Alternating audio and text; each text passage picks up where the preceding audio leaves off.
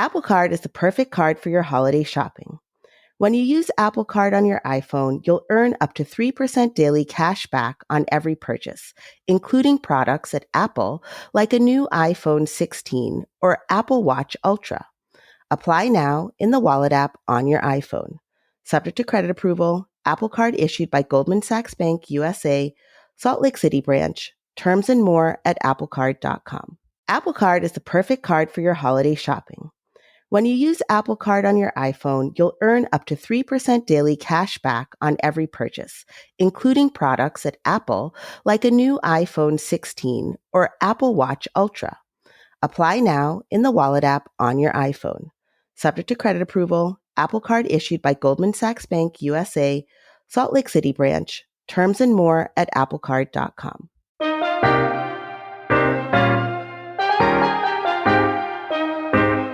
You're listening to Well Now, Slate's podcast on health and wellness. I'm Kavita Patel. And I'm Maya Feller. So, Kavita, we've discussed the importance of physical activity, specifically finding a routine that works for you and one that can be replicated. We've talked about this for ourselves, both you and I, and we've also talked about it for our patients and the people that we take care of. So as you know, earlier this fall, we were invited to a fitness event in New York City, but since I'm based here in New York, I went on our behalf. I remember, Kavita, that I told you that I was really apprehensive about going because I didn't want to be the least in shape person that was in the room. Well, so that event, it was hosted by former professional beach volleyball player Gabby Reece and her husband, Laird Hamilton. They're now the founders of Laird Superfoods. When I got there, it was really interesting because it was a diverse group of people in terms of age and gender. I dressed for the workout and I was cautiously optimistic. Kavita, the workout session was led by Gabby and a colleague of hers. It lasted about 45 minutes. And then Laird followed up with a breathwork session. It was super, super hard and sweaty. But at the same time, I had a really good time and I was very charged when I left in the best way possible. I left thinking like, oh my gosh, I can lift heavy items and push through moderate discomfort and survive. It was really exhilarating. So when my patients start working with me, I notice that many of them don't have consistent workout routines. And it's something that I often suggest. And I know you talk about it too, Kavita, in relation to the physical and emotional benefits.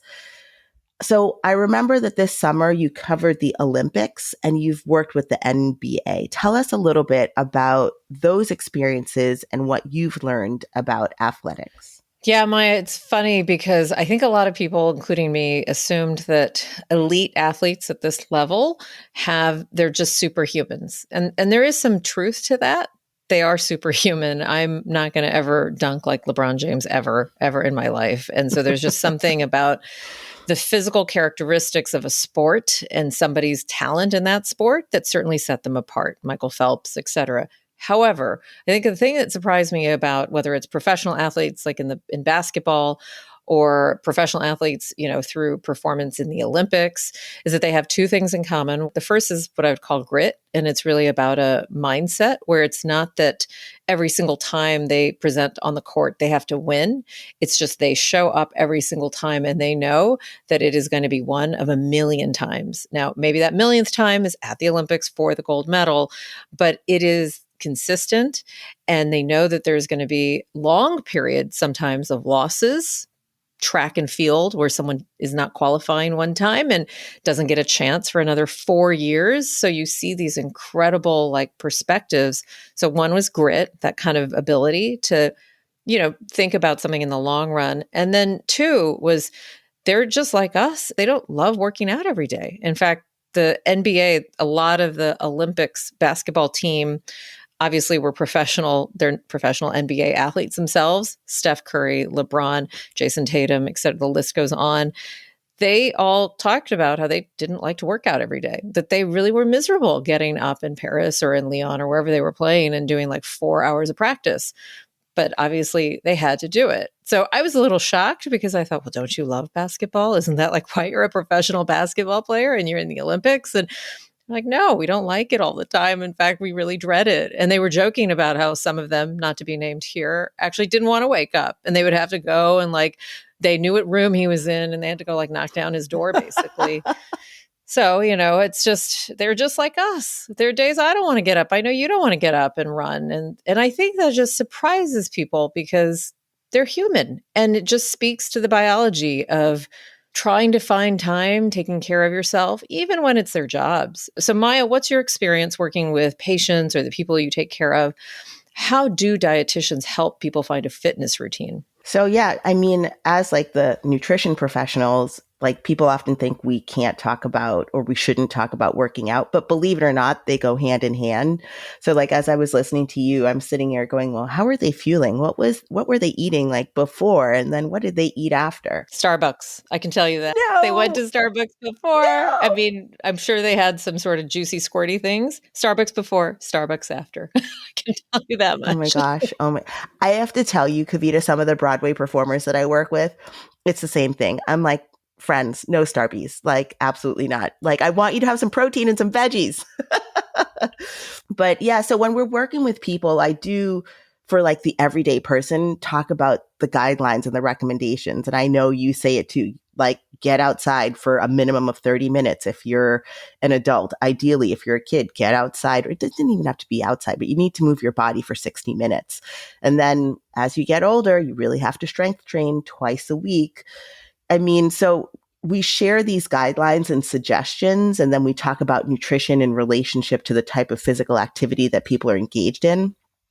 However, I know that people, at least my patients and people living in this country, they're just not meeting the recommended physical activity guidelines. Kavita, what have you seen? Yeah, we know this for a fact that as of 2022, the Centers for Disease Control and Prevention reported that 24% of adults met the guidelines, as you pointed out, for both cardio and strength training. So roughly 1 in 4 adults are actually doing what you described. And there's lots of reasons for that. There are a variety of barriers. And today we're going to share some tips to help people find a fitness routine that works for them.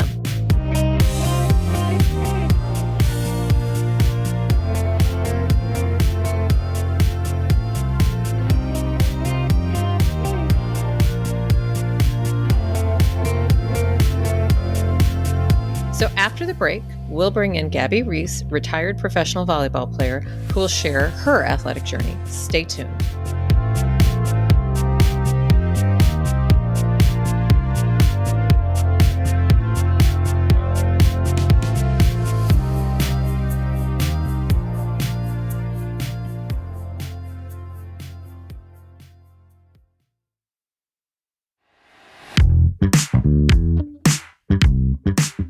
Hey, Wellnow listeners, if you're enjoying the show and want to hear more, subscribe to our feed. New episodes come out every Wednesday morning. While you're there, check out our other episodes too, like last week's, about where we learn how to be likable badasses with research psychologist Allison Fergale. Check it out. Apple Card is the perfect card for your holiday shopping.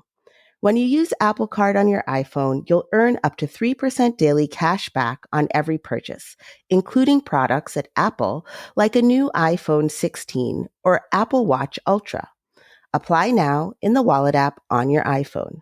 Subject to credit approval, Apple Card issued by Goldman Sachs Bank USA, Salt Lake City branch. Terms and more at applecard.com. Apple Card is the perfect card for your holiday shopping. When you use Apple Card on your iPhone, you'll earn up to 3% daily cash back on every purchase, including products at Apple, like a new iPhone 16 or Apple Watch Ultra. Apply now in the Wallet app on your iPhone. Subject to credit approval, Apple Card issued by Goldman Sachs Bank USA, Salt Lake City branch. Terms and more at applecard.com. Welcome back. You're listening to Well Now. I'm Kavita Patel. And I'm Maya Feller. Finding a fitness routine that realistically fits your lifestyle can be super challenging. So joining us with tips on getting started is Gabby Reece. She's a retired professional volleyball player and co-founder of XPT Fitness and Laird Superfoods. Gabby, thank you so much for joining us. Thanks, you guys, for having me. Nice to see you again. Yeah, so good to see you. And I'm thrilled to be in conversation with you. So, whenever we start the show, we always ask our guests the same question, and we have been compiling fantastic answers. So, Gabby, how do you define wellness? I think that's a great question. I think coming from the background of, let's say, performance, one would think I would be like, it's to run forever and to, lift all this weight. And wellness for me is my life reflecting who I am. Do I feel good and have the energy to do the things that I want to do in the way that I want to do them most days? Am I feeling mentally well? Am I feeling spiritually well? And are my aches and pains of my body pretty manageable? And so I think this idea of wellness isn't about I'm sitting on a rock with a waterfall and I'm meditating and all is great. It's, am I able to weave that ability to feel well, to feel peaceful, to feel joyous at moments, whatever that looks like for people, throughout each day, days that I'm working, days that I have stress, days that I feel, underpowered. Am I able to still weave that feeling throughout those prongs of my life? For me, is what shows up as wellness. I can't think of, every person has a unique answer. And I think that was incredibly comprehensive. You kind of tackled all the areas. So, Gabby, if you don't mind, we could ask you a million questions. We won't. We'll keep the time constrained. But we did want to talk to you about a little bit of what you alluded to, this kind of transition from performance, professional athlete to doing this for your health and your wellness. What has changed about your athleticism, and what have you kind of noticed or been surprised by? Well, there's always a lot of surprises with time and family commitments. Mm-hmm. Here's the way I look at it is, in one way, I'm not surprised at all because I'm able to maintain a lot of strength and kind of focus that I had when I was a professional athlete. I think what people don't realize is most people who do a sport on any kind of repetitive level. So if you were deep into it in high school, certainly college, and then let's add another layer of professional, is you're probably managing more aches and pains than what we would call the householder, because you've grinded your body in a very unnatural way. And so there's a management that goes on as you age, as an aging athlete, that I think a lot of people they don't realize. So my point of this is that nobody ever feels 100%. I don't feel great when I go train most days, but I understand that the alternative of not doing it isn't a solution either. And so it's almost like that understanding and that keep going spirit helps me stay a lot stronger than if I gave into, I'm not feeling good. It's like, yeah, pretty much that might be sort of the way it is. Or, the idea of most people, it's like, I'm too busy or I don't feel like it. So I think that what has surprised me is how strong I've been able to stay through consistent work, but also, sometimes you're not feeling good. I appreciate that from a nutrition perspective so much, because Kavita and I talk about this, where there's this idea that it's not always going to be great. Like, me personally, I went running this morning. Did I want to run? Absolutely not. But to your point, the alternative is like, I'm going to be way more creaky and stiff if I don't figure out a way to move my body and, nourish myself. So I love the perspective that you give as an entryway into people saying like, oh, this is something that is for me to do.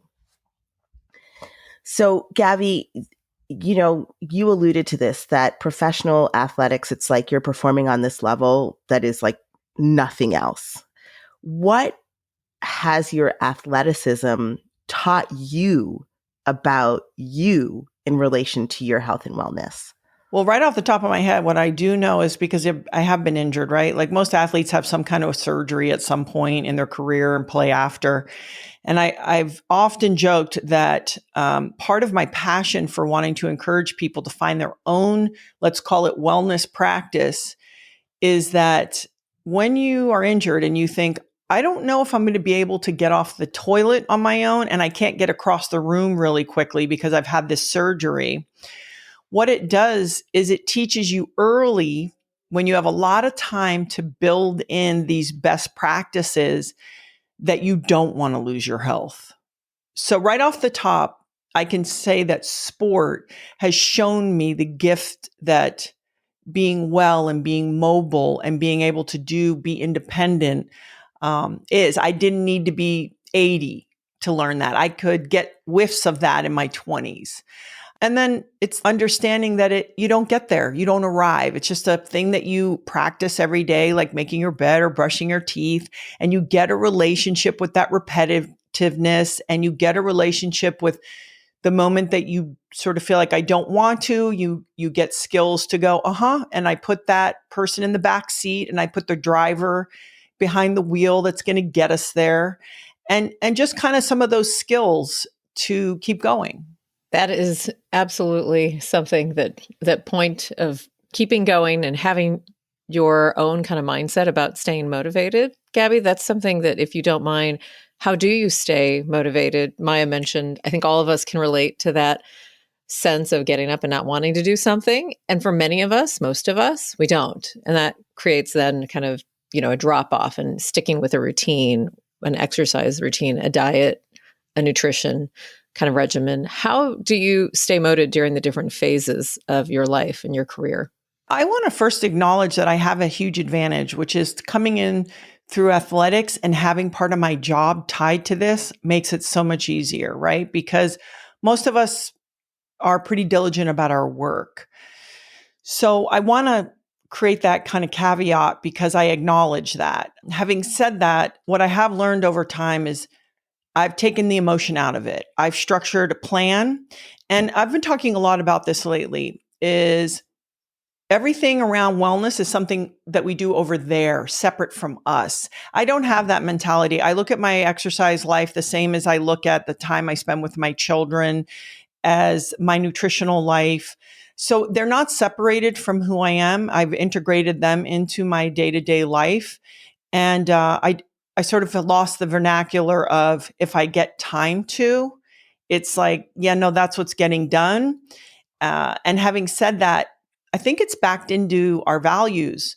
And a lot of times people haven't had that relationship, either with a physical practice or understanding how to feed themselves in a way that's going to serve their goals. And so they haven't really placed the value. It hasn't become that priority like their family has, like their work has. And so for me, that is as valuable. That is one of the pillars of my life. And I also think that's why I'm probably in this space. So it's my life has worked itself out so that I can dedicate energy to that. And on a very kind of brutal front, I just have a non-emotional response. When it shows up, I don't feel good. I don't like it. It's like, yeah, what's the workaround? And let's get it done. So there is a part, and that comes from being in sports, and that comes from sort of a also natural inclination I have of being able to take the emotion out of it and go, we're doing it. And on the days I don't do it, I don't beat myself up. So there's the other side of that, which is, moving on. Yeah, not letting yourself get stuck in, well, I didn't do it for X number of days, or I failed to do it. And then it just feels overwhelming because you need to reset yourself in some dramatic way when you just need to move on. That's great advice. But I want to say, if someone hasn't, maybe they've been busy, they've been working, kids, all the stuff that they've lost or never created a path for themselves. I want to say, if you're start slow, take away your worst habit. Don't do everything all at once. It's unrealistic, and suck it up for 90 days. So can you kind of weekly or every couple of weeks take out the next worst habit or add the next best habit? It isn't about, all right, it's Monday, I'm changing my whole life around. That's unfair to ask of people, but you have to kind of give it that 90 days. You have to. So I do want to encourage people and to remind them that consistency is more important than I killed myself in the gym and I've only eaten celery today. That doesn't make sense. Yeah, I think patients are amazed when I tell them that if you can even walk, not run, not jog every day, or at least 5 times a week for 30 minutes, you literally can decrease your risk of heart attacks like double digits. And people are like, that's it? But that's a lot to be consistent. It's not easy.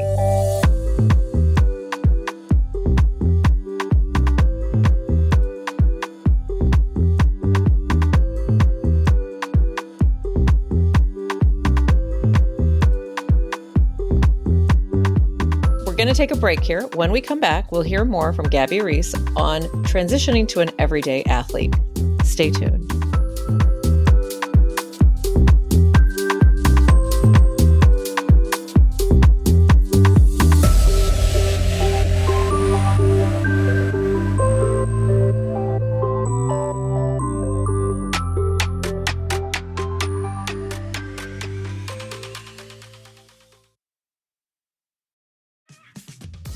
This episode is brought to you by Honda. When you test drive the new Prologue EV, there's a lot that could impress you about it. There's the class-leading passenger space, the clean, thoughtful design, and the intuitive technology. But out of everything, what you'll really love most is that it's a Honda. Visit honda.com/EV to see offers. Ryan Reynolds here from Mint Mobile. With the price of just about everything going up during inflation, we thought we'd bring our prices down. So to help us, we brought in a reverse auctioneer, which is apparently a thing. Mint Mobile Unlimited Premium Wireless. How to get 30, 30, bit to get 30, bit to get 20, 20, 20, bit to get 20, 20, bit to get 15, 15, 15, 15, just $15 a month? Sold! Give it a try at mintmobile.com/switch. $45 upfront payment equivalent to $15 per month. New customers on first 3-month plan only. Taxes and fees extra. Speed slower above 40 gigabytes. See detail. Want to shop Walmart Black Friday deals first? Walmart Plus members get early access to our hottest deals. Join now and get 50% off a 1-year annual membership. Shop Black Friday deals first with Walmart Plus. See terms at walmartplus.com. You're listening to Well Now from Slate. I'm Kavita Patel. And I'm Maya Feller. We're continuing our conversation with Gabby Reece. So, Gabby, there is, I want to say truckloads of conflicting advice in the fitness space. Yeah. I don't know, it proliferates on its own.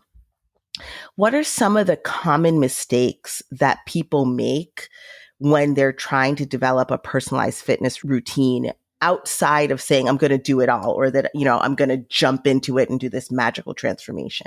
I have a good friend who always says, be the CEO of your own health. I think it's first important. We live in a world where it always surprises me that people want to be told what to do.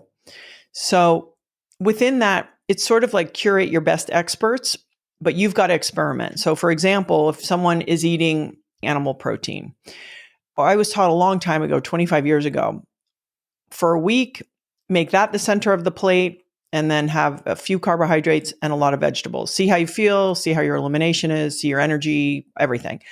The next week, more vegetables, less animal protein, with high quality fats, and so on.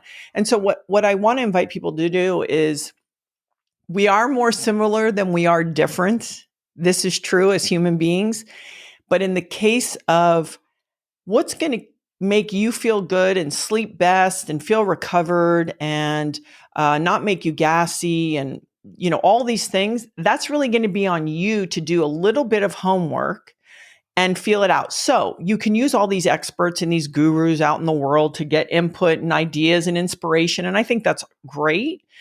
But it is still going to be on you to go, I noticed when I eat like this, I feel like that. And then the same goes for exercise. It's hard to know based on your biomechanics, your physiology. Is there going to be one plan? Now, if you are a female, I will say there's too much science and data suggesting you want to lift heavy things a couple times a week. It's just the way it is. We can't be afraid of what we call muscle. And also, as we get older, we still have to find the way to be explosive. And a lot of people are like, I can't do that. It's like, well, we have to find our best ways, which could be for some people sprinting on a stationary bike, right? Give it all for 30 seconds, huff and puff, all things like this. So what I would say to people is start slow, integrate what you think you can do that makes you feel your best, that you don't hate, because that's the other side of it. But, a long time ago, Dan Garner, said, if somebody talks to you in absolutes, like this is the way to do it, run.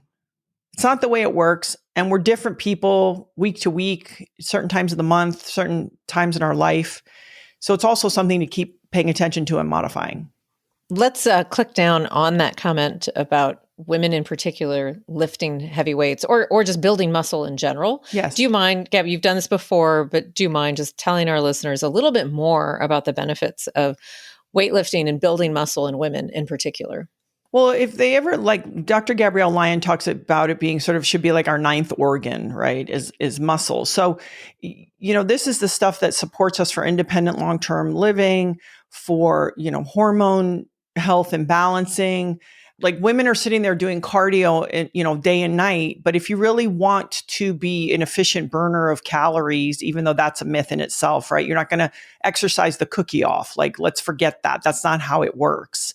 Is to have that lean muscle mass. And especially as women go through perimenopause, menopause, and postmenopause, it is so important to have that tissue to kind of keep your whole system functioning during those really challenging times. So women are afraid of muscle. They say, I'm not an athlete.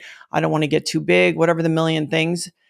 We're not talking about, picking up 50-pound dumbbells. We're talking about lifting some weight around a couple times a week and keeping that strength and that ligament and tendon, pushing on your bones so your bones stay dense, and just kind of that full circle of benefits that lifting heavy weights has for you. Yeah, Gabby, I appreciate hearing that. Kavita and I have been having some wonderful conversations lately about women's health specifically and what it means to be resilient, what it means to fortify yourself and become strong. And I personally am really glad to hear this is what we need to do, because Kavita and I've been saying this to our patients forever. You want better insulin, the way that your body responds, you want better blood pressure.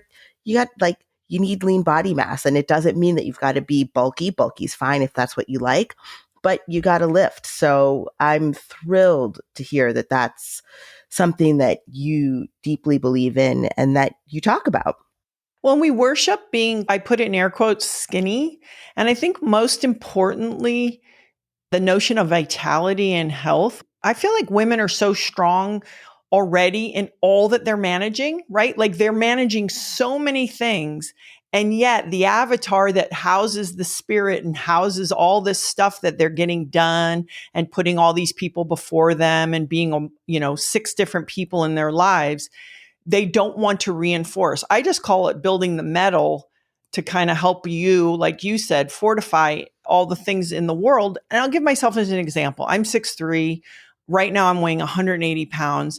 I'm never going to be a size 2. So when I look at myself, I go, okay, what's the best version of me? And I think when women are gauging that with lifting weights, that's the lens that is the most supportive. Yeah, that makes a lot of sense. And so let's take that person who's saying, okay, I want to begin. You gave us some really nice pointers around go slow, go easy. But what are some ways that, you can motivate them to stay consistent? Like, what does that look like? Because the drop off is real. Yeah, you need a community. I need a community. You need to have a girlfriend that you're doing it with, or a guy friend who's playful and makes it kind of fun even when it sucks. And you need to write it down like it's on the schedule, like everything else, planned out in your week, like everything else. And yes, things come up. But for the most part, if you don't have the community, it's so impossible to keep it going. There's a very small percent of athletes, people, human beings that can really get it done on their own. And oftentimes they're like runners and people that sort of go into their own thing. But as far as like lifting, get with a girlfriend. Maybe she's not too chatty. Like it's all about the work, get in and get out. And I often say too, if it helps, write it down, have a plan, have a strategy when you walk in. So you go, I'm doing this, I'm doing that, I'm resting this long, and I'm going. And I think it makes it easier, and then keep changing it up so you can keep gaining gains. I think that doing the change and all of that is so important. And I love I'm going to put this phrase to what you said earlier about feels like deleting some of the things, like taking it as take away like one of your habits that are not good or one of the barriers and just kind of getting the worst one done and then feeling good about that because you've done something for 90 days. So do you mind, Gabby, you mentioned this already, like how there are days you don't find joy in doing this because this is just part of what you do when it was part of your job, but now just your current fitness routine. It is just truly that. It's part of your day. You've got a busy household, you're an entrepreneur, you're doing all the things that sometimes make people feel pretty overwhelmed in kind of maintaining that routine. What are some things, some suggestions you have? Like, I mean, down to, do you schedule this? Like, I think people struggle to kind of get from like the concept and the idea to the reality. Well, first of all, if you have, my kids are bigger now, so it's easier, but I always do everything early because by the energy of every email I have to respond to and every call and every other thing, my energy well diminishes for physical movement. I'm able to focus and concentrate, but physical exertion, your cortisol's highest, do hard things early if you can. Now, if you have like 1-year-old twins, it's sort of like, they went down for a nap and, you have 18 minutes, great. That's what you're doing at that time in your life. But for me, early is better. Check it off the list, not to mention all the things you were talking about, the hormonal benefits that then lead you into the day to be more, relaxed, more focused. You're going to make better decisions. There's going to be more distance between stimulus and response. I think exercise is a tool. And, at the end of the day, I would like to invite people to think about this. We talk about gratitude, like I'm grateful for this, I'm grateful for that. Ask somebody who has migraines or ask somebody who has cancer. At the end of the day, one of the greatest gifts we have is our health, is our body. And sometimes not only do we not see it, we mistreat it, we criticize it, we do all these things to it versus going, oh my goodness, this is a miracle. I'm healthy and I could take care of this gift. And so for me, it's also flipping the lens on how I look at it and sort of look at it and go, wow, my knee's really sore today and how great that I'm overall really healthy. So what can I do to reinforce that health? But definitely early.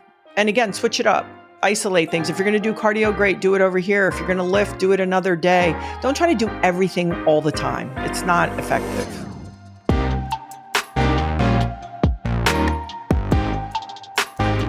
Better advice I could not give. Gabby Reece is a retired professional volleyball player and co-founder of XPT Fitness and Laird Superfoods. Gabby, thank you so much for joining us. Thank you for having me.